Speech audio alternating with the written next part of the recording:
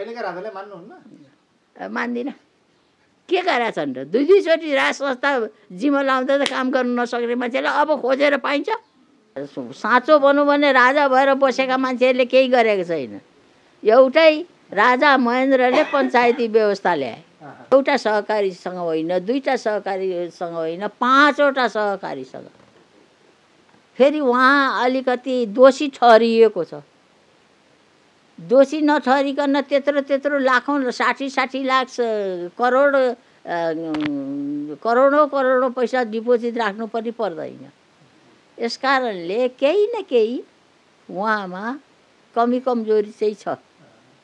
अहिले जेनजीले जो उठाइराखेको छ, मलाई त मेरो सुझाव त के छ, जेनजीलाई र त्यो रवि लामिछानेको पार्टीलाई भने रवि लामिछानेलाई अहिले त्यही स्थितिमा रहन्देऊ।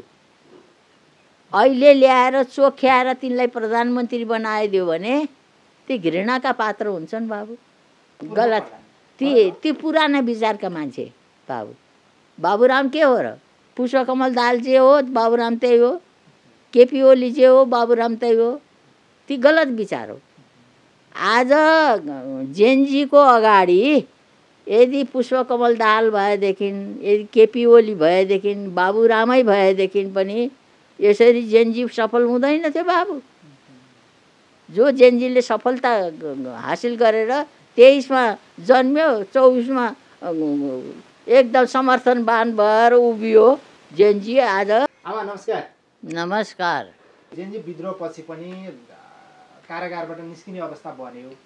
कारागारमा असुरक्षाको स्थिति देखाउँदै जुन अब धेरै जनताको आशा थियो र पहिलेको जुन तत्कालीन सरकारले नै प्रतिशोध साधेको भनेर रासपाले हस्ताक्षर पनि देशभरि सङ्कलन पनि गर्यो।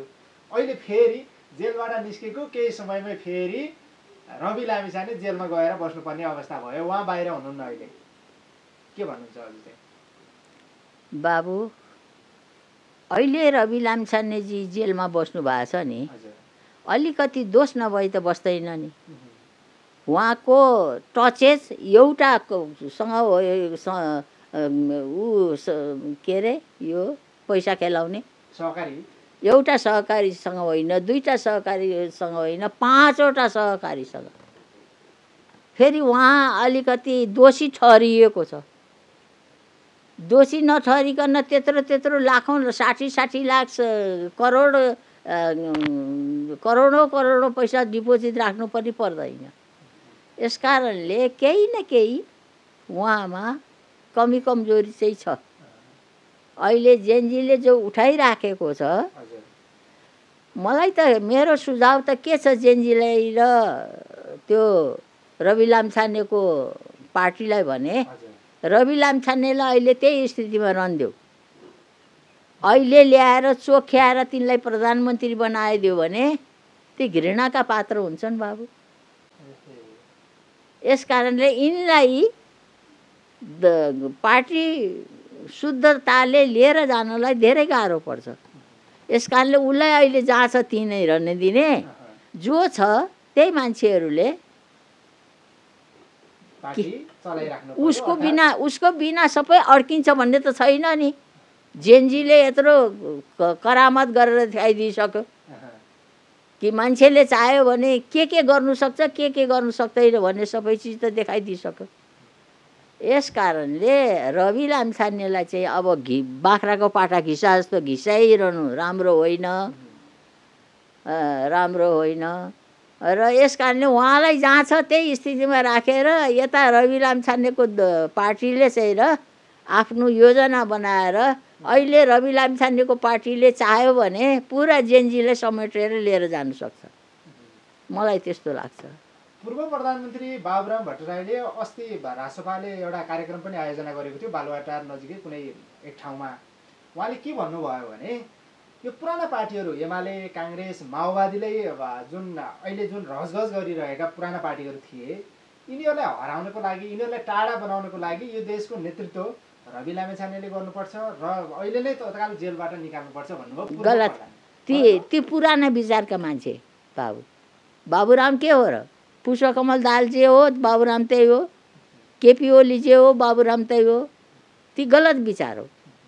आज जेनजीको अगाडि यदि पुष्पकमल दाहाल भएदेखि, यदि केपी ओली भएदेखि, बाबुरामै भएदेखि पनि यसरी जेनजी सफल हुँदैन थियो बाबु।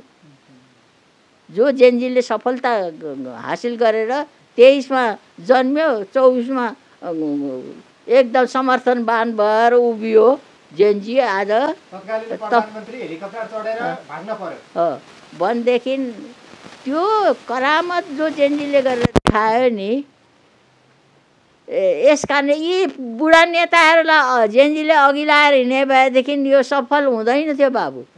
आज हुने भएदेखि राजालाई संस्थागत गर्छु भने राजा यो देशमा कयौँचोटि संस्थागत भएको ठाउँमा सकिया छ। र जो जेनजी आज 13 वर्षदेखिको 28 वर्षका मान्छेले एउटा पुरा 100-150 दलका सरकारलाई बढाएर फ्याँकिदियो, पल्टाइदियो भनेदेखि यस कारणले ती रवि लामिछाने आए मात्रै सक्छ, अरू मान्छे छैन। मैले त त्यो जेनजीको एउटा के आइमे रहेछ, आज कान्तिपुरमा निस्किया छ तिनको रक्षा बम। एकजना ती बम विचित्रको रहेछ, विचारले परिपक्व 20 उमेरको रहेछ।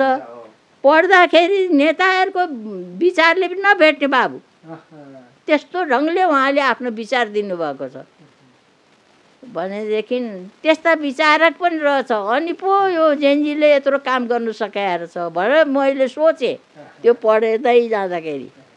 अझै पुरा पढ्न पाएन। अब यो जेनजी विद्रोह भइसकेपछि हामी अन्तिम चरणमा पनि छौँ कुराकानीको। जेनजी विद्रोह भइसकेपछि जेनजी नेतृत्वविहीन थियो, कोही पनि नेतृत्व थिएन, अर्थात् भनौँ साङ्गठनिक हिसाबले सङ्गठन बनाएर गएको थिएन। यो त एउटा आह्वान मात्रै थियो। पछिल्लो समय के भयो भन्नुहुन्छ भने आमा, नेकपा एमालेको जेनजी, माओवादीको जेनजी, काङ्ग्रेसको जेनजी, रापरपाको जेनजी, थुप्रै जेनजी बजारमा निस्किए।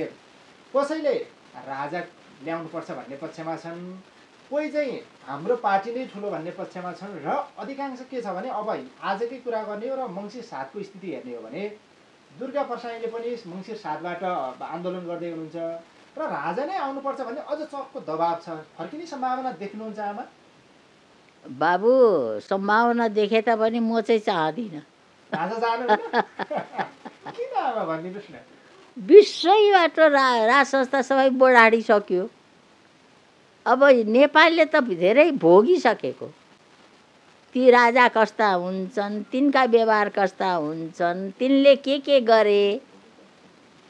हुन त आज बिजुली ल्याउने चन्द्र शमशेर, कलेज खुलाउने चन्द्र शमशेर, यस्ता छन् थुप्रै व्यक्तिहरू छन्। धेरै काम धरारा बनाउने जस्ता छन्। राज संस्था साँचो भनौँ भने राजा भएर बसेका मान्छेहरूले केही गरेको छैन। एउटै राजा महेन्द्रले पञ्चायती व्यवस्था ल्याए भनेदेखि यस कारणले राजा हामीले भोगिसकेका, राजा हामीले देखिसकेका, फेरि राजा आओस् भन्ने छैन। आमालाई मैले हानेर रोकेँ। यो पुस्ता 2054 देखि पछाडि जन्मेको जुन पुस्ता छ त्यो पुस्ताले वास्तवमा भन्यो भने राज संस्था, राजतन्त्र अथवा त्यो व्यवस्था भोगेको छैन। जुन यो उमेर समूह छ नि, राज संस्था अथवा राजतन्त्रमा के हुन्थ्यो आमा? यो आज हजुरले किनभने भोग्नु भएको छ, यो उमेरमा हुनुहुन्छ, राजतन्त्रमा के हुन्थ्यो आमा? त्यो क्लियर बनाइदिनुहोस् न आज त्यो पुस्तालाई। बाबु राज संस्था भनेको त्यो संस्था थियो कि त्यो बेलामा जनता कस्ता थिए भनेदेखि थक्क रिस उठ्यो भने अलिकति ताकतवर शक्ति छ भने हातमा खुकुरी लिएर हल्लाएर हिँड्यो। अनि जति गाउँ सक्यो घुम्नु सक्यो त्यति गाउँ आफ्नो, त्यति गाउँका राजा भए त्यो। त्यस्तो प्रकारले त्यो बेलामा राजा गराएको थिए। यो अहिलेको राजा जो देख्नु भएको छ त्यो त पृथ्वी भारतबाट भारतमा हमला भएर भारतबाट भारतमा बस्नु सक्ने, मुसलमानसँग मिल्नु सक्ने, मुसलमानलाई आफ्नो छोरी चेली बिहा गरिदिएर बस्नु सक्ने भारतमा बसे, बस्नु नसक्ने चाहिँ भागेर आसपासका छेउछाउका देशहरूमा लागे। र हाम्रो देशमा आज जति पनि तपाईँको बाजे र काजीहरू छन्, मूल आदिवासी नेवारहरू चाहिँ मूल आदिवासी जनजातिहरू परम्परा सबै मानेर बस्ने। यस कारणले त्यसरी बसेका छन्। यो मलाई हामी जाँदै थियौँ राजतन्त्रमा के थियो र त्यसो भएको हुनाले तर त्यसरी आएका मुसलमानसँग लडेर आएका इन्डियामा त्यत्रो अनुभव पोख्त भएर राज गरेका राज संस्थाहरू नेपालमा राजतन्त्र चलाउन आएका पृथ्वीनारायण शाहका सन्तान, पृथ्वीनारायण शाह नै भनौँ न, साह्रै बुद्धिमान, साह्रै व्यवहारिक। उनले नेपाली मूल आदिवासी जनजातिहरूलाई त यसो छुँदा पनि छोएन, उपयोग गर्नु छैन, उपयोग गरे। अब यसो गरेर के चन्द्रगिरीमा बसेर जुङ्गा तलाएर अनि यो 3 काठमाडौँ र उहरू 3टा क्षेत्र अब मैले अब अट्याक गर्नुपर्छ भनेर बसेको क्षेत्रमा खबर ल्याए। सिन्धुलीगढीमा त यो काठमाडौँका राजाहरूले, मल्ल राजाहरूले अङ्ग्रेजहरूलाई बोलाएर ल्याइरहेछ भने ओहो अब कसलाई पठाउँ त भन्दाखेरि अनि झागर गुरुङलाई बोलाएर पहिले पोखरामा गोर्खा हान्नलाई गएका मल्ल राजालाई मार्न पनि झागर गुरुङले मारेको। अनिखेरि अब यो झागर गुरुङलाई नै पठाउनु पर्यो भनेर झागर गुरुङले यसो त्यही जनजातिहरूको 2-4वटा नेताहरूलाई अलि बकस सकस यसो उसो झागर गुरुङलाई चाहिँ आफ्नो कमरमा भएको सुनको चुफी दिएर ल त्यहाँ अङ्ग्रेजहरूसँग लडेर आउनु भनेर कोही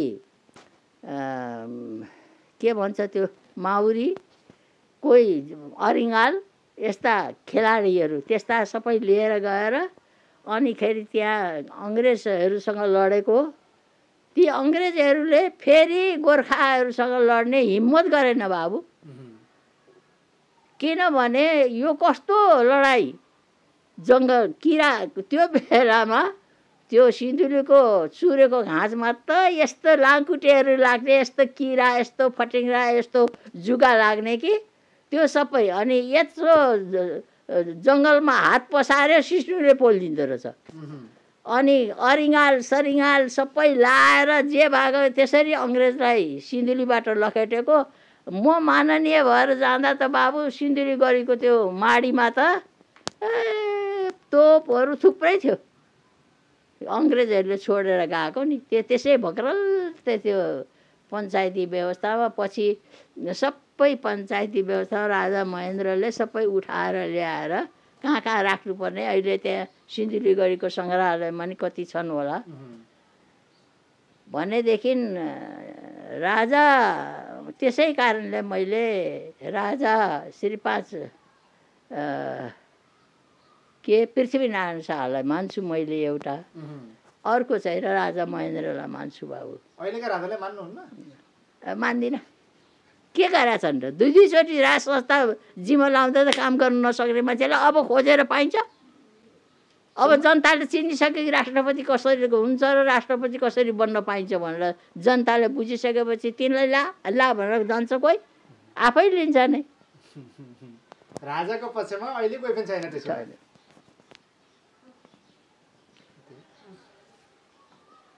पर्खनुहोस् अब भयो ल जानुहोस् अब।